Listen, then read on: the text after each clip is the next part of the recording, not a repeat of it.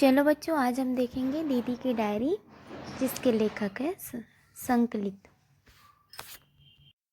इस कहानी में लेखक ने एक छोटी बच्ची के बारे में बताया है जो गुलाब के फूल सी नन्ही संजू है। वो अभी छोटी है पर बड़ी सयानी है, कक्षा 8वीं में पढ़ती है। उसका स्वभाव हंसमुख है। वह खूब हंसती है और सबको हंसाती है, चुटकुले सुनाती है जिसे सुनकर हंसी के फुहारे छूटने लगते हैं।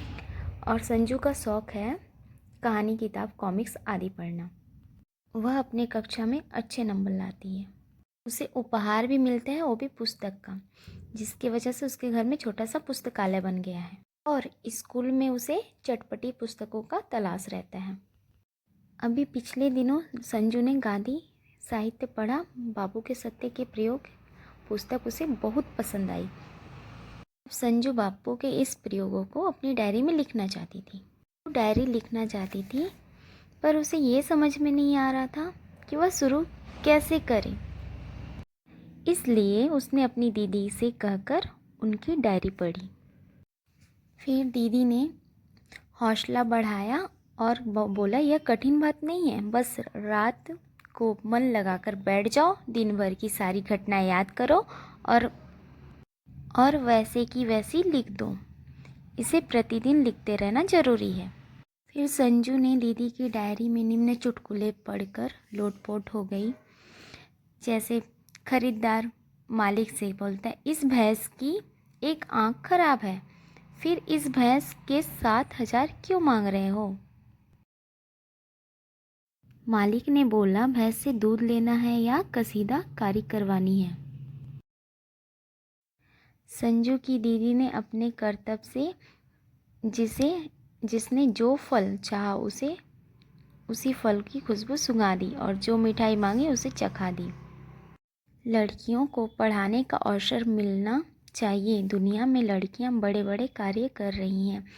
ऐसे में कुछ पुरानी सोच के लोग उन्हें केवल चूल्हे चौके से ऊपर उठने नहीं देते हैं और लड़कियां अपनी इच्छा को मानकर रह जाती हैं।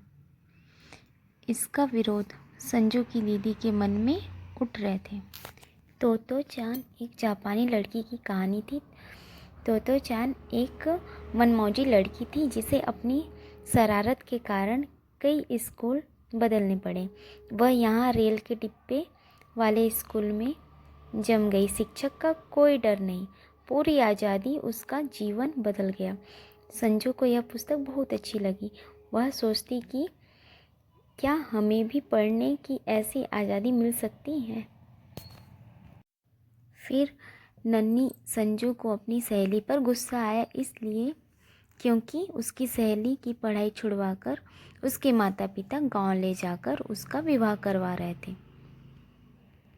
संजू पूरे दिन उदासी में बीतने के कारण था। उसकी सहेली का नीलू कल पढ़ने नहीं जाएगी, घर वाले उसके हाथ पीले कर देंगे। उसकी सहेली संजू से गले लगाकर रोने लगी। कहती थी, बहन, पढ़ने का बेहद मन है पर क्या करूं, कोई मेरी बात सुनता ही नहीं। नीलू कक्षा में अव्वल आती, खेल कूद में भी किसी भी काम में कम नहीं थी।